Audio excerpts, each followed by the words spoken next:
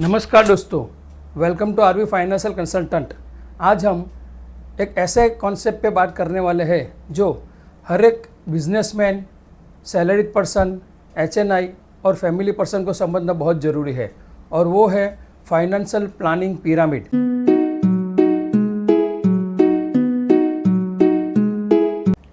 दोस्तों, बहुत लोग पैसा कमाते हैं लेकिन सही फाइनेंशियल प्लानिंग स्ट्रक्चर नहीं बनाते हैं। कई लोग सिर्फ बिजनेस एक्सपांड करता है, कई लोग सिर्फ प्रॉपर्टी में इन्वेस्ट करते हैं, कई लोग सिर्फ गोल्ड खरीदते हैं और कई लोग सिर्फ म्यूचुअल फंड में इन्वेस्ट करते हैं। लेकिन स्ट्रॉन्ग फाइनेंशियल लाइफ सिर्फ इनकम से नहीं बनती, बल्कि फाइनेंशियल प्लानिंग स्ट्रक्चर से बनती है।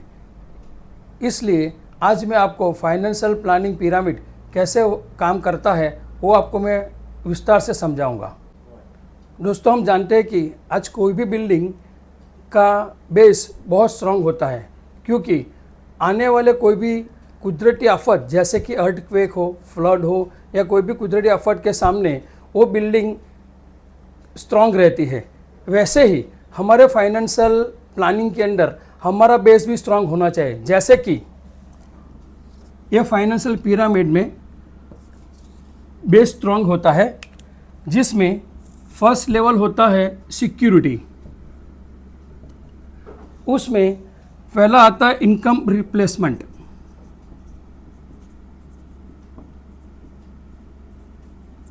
सेकंड आता है हेल्थ इंश्योरेंस।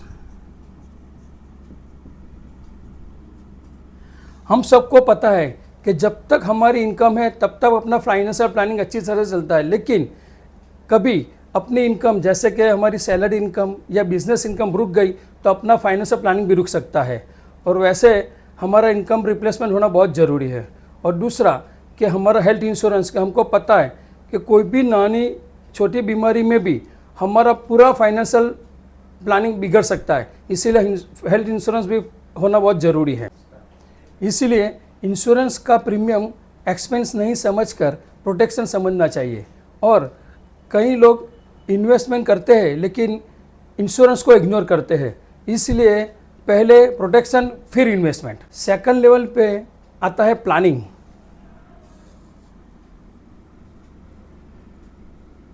जिसमें पहला होता है emergency fund,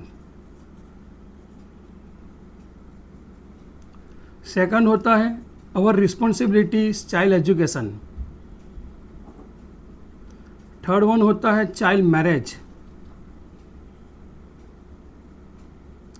and most important our retirement planning.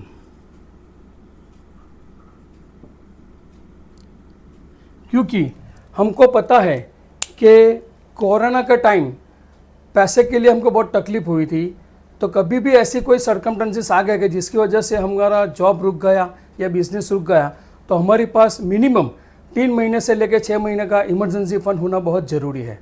और अपनी फैमिली रिस्पॉन्सिबिलिटी है जैसे कि child education, child marriage, retirement planning हमारे लिए बहुत इम्पोर्टेंट है। क्योंकि आज हम देख रहे हैं जो रिटायर पर्सन है जिसने रिटायरमेंट प्लानिंग नहीं किया है वो आज क्या क्या प्रॉब्लम फेस कर रहे हैं।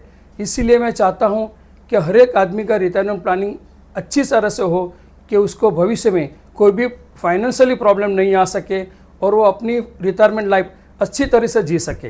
कई बिजनेसमैन सोचते हैं कि मेरा बिजनेस ही फ्यूचर है, मेरा लड़का ही फ्यूचर है, लेकिन फ्यूचर अनसर्टन होता है। इसीलिए बिजनेसमैन हो या सर्विसमैन हो, फाइनेंशियल प्लानिंग सबके लिए ज़रूरी है।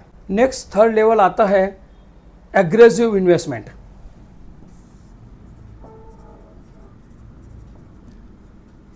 जिसमें स्टॉक या म्यूचुअल फंड आता है कि जिसके अंदर सब मानते हैं कि हमको हाई रिटर्न मिलना चाहिए, और कहीं यंगस्टर्स यही सोचते हैं कि भाई मुझे हाई रिटर्न चाहिए, इसीलिए वो सीधा बेस छोड़ के थर्ड लेवल पे इन्वेस्टमेंट करना चाहते हैं। और कभी कभी जब मार्केट गिर जाता है तब वो स्ट्रेस में रहता है।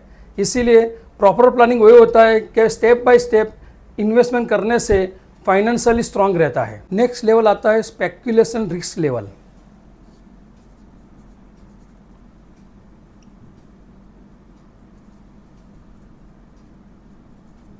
इसमें आता है रियल एस्टेट और कमोडिटीज़।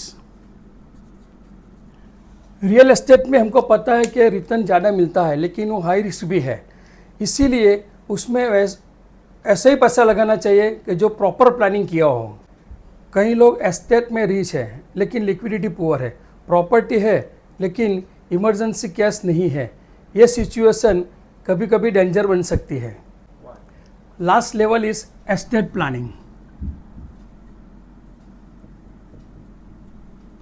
इस प्लानिंग में हमारी जो भी वेल्थ है वो हमारे फैमिली मेम्बर को कोई भी डिस्प्यूट के बिना या कोई भी कायदा किया प्रोसेस के बिना इजीली ट्रांसफ़र होनी चाहिए।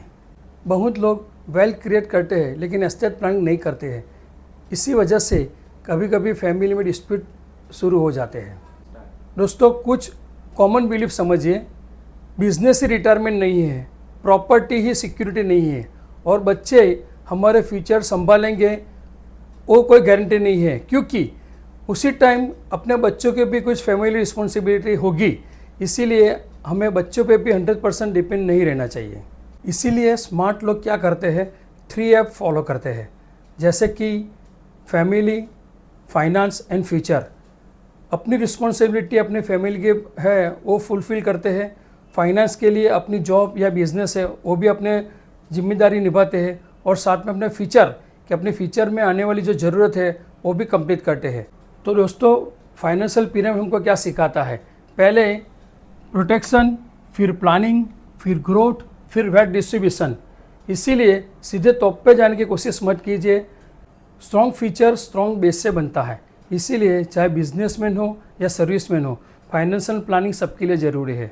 ये वीडियो मेरा आपको यूज़फुल लगा हो तो लाइक कीजिए, शेयर कीजिए। मैं Bharat Chauhan, RB financial consultant, आपका दोस्त, आपका फाइनेंशियल एडवाइज़र। धन्यवाद।